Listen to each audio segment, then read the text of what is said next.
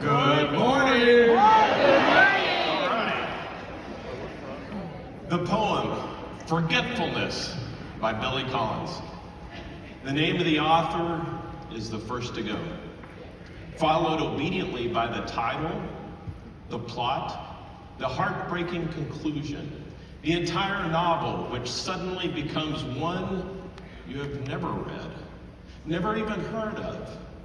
As if one by one the memories you used to harbor decided to retire to the southern hemisphere of the brain, to a little fishing village where there are no phones. Long ago you kissed the names of the 9 muses goodbye and watched the quadratic equation pack its bag. And even now, as you memorize the order of the planets, something else is slipping away. A state flower, perhaps, the address of an uncle, the capital of Paraguay. Whatever it is you're struggling to remember, it's not poised on the tip of your tongue, not even lurking in some obscure corner of your spleen. It's floated away down a dark mythological river whose name begins with an L, as far as you can recall. Well on your own way to oblivion, where you will join those who have even forgotten how to swim and how to ride a bicycle. No wonder you rise in the middle of the night to look up the date of a famous battle in a book on war. No wonder the moon in the window seems to have drifted out of a love poem that you used to know by heart. Well, good morning. I'm Dr. Brent Beasley, and I would like to welcome all of you to this morning's session. I've been asked to tell my story, the story of why I'm here. I count myself fortunate. I've had a career as an academic general internist, a residency program director, a teacher of residents and medical students in hospitals and clinics, and a researcher well published in my field. I've presented many times in conference rooms like this one and sat on panels such as ours that we will have here today to discuss sundry medical topics. But all that came to a halt for me in 2023. In August of 2023, as I was going through my day seeing patients in my primary care clinic, my supervising physician asked to speak with me. She invited me into our conference room and told me patients were complaining because I was repeating myself. She'd been monitoring me and was concerned about my performance. You see, when COVID-19 hit, I had a mild case in June of 2022. Soon my 3 grown children began asking my wife Cindy why Dad couldn't learn to play the new board game during our holiday together. We chalked it up to COVID fog, and Cindy tried to monitor and help me out. But when patients were complaining, I had to face my problem. In baseball parlance, I got benched. I phoned a friend, a neurologist, who invited me to drop by his office, and he referred me to Dr. Jeffrey Burns at the University of Kansas Alzheimer's and Memory Program. That began my own personal patient odyssey into the world of medicine from the other side. MRIs, lumbar puncture, blood work. My p-tau level was twice the normal limit. I have young onset Alzheimer's disease. Cindy and I went home that night and cried. It still breaks me up. The next morning I showed up at my local Alzheimer's office, as it was the place I had sent my patients when I was in practice.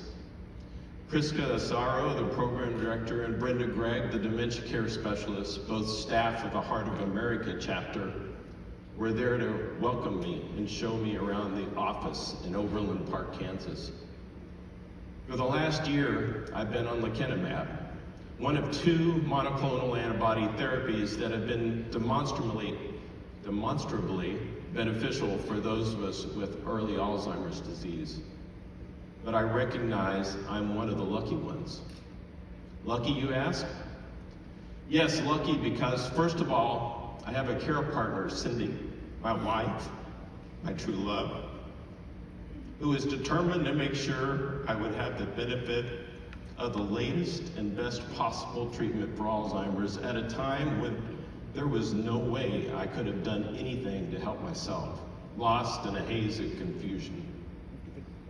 I'm also fortunate my wife was able to get insurance to cover my $10,000 a month lecanemab medication.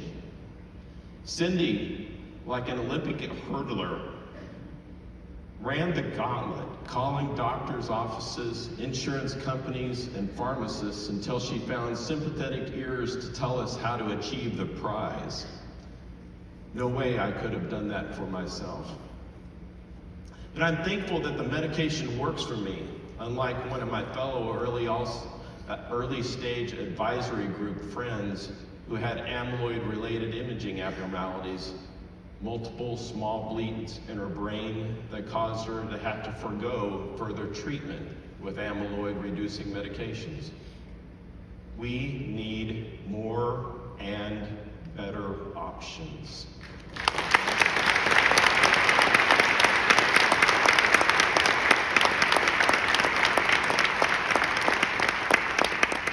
I think of the people out there who have unrecognized early Alzheimer's disease, those who are supposed to be receiving memory testing during their Medicare annual wellness visit, but forget to go, or don't have a family member to ensure they show up, or even for those in my state of Missouri who live in healthcare deserts.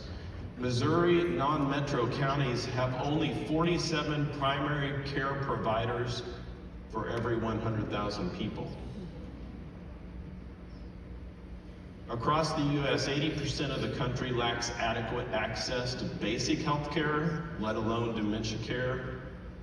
That's unacceptable. Americans deserve better. Every American, white, black, or African American, American Indian, Alaska Native, Asian, Native Hawaiian, or Pacific Islanders, all of us together.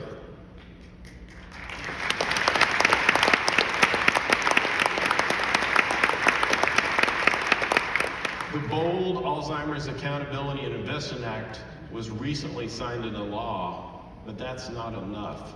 We can't stop there. Those people on Capitol Hill ought to care a lot about it, because from what I can see, they're not getting any younger.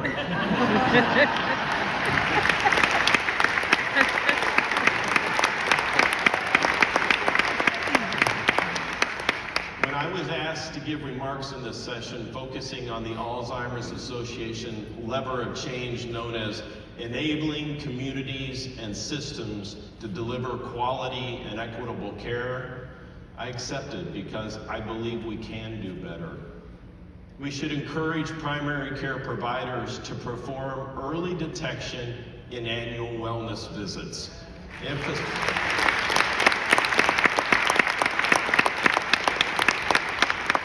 Emphasizing the importance of dementia screening. And we should hold our healthcare systems accountable for their performance in doing so.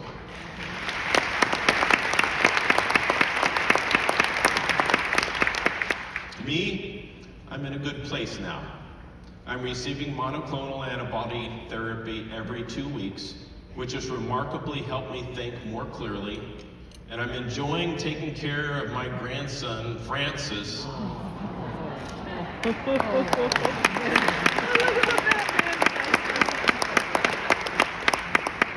Who's that Batman guy?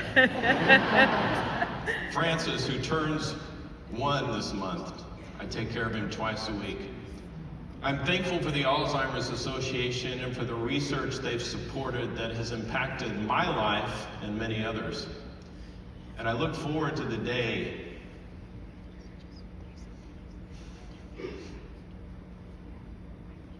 Alzheimer's Association goes out of business.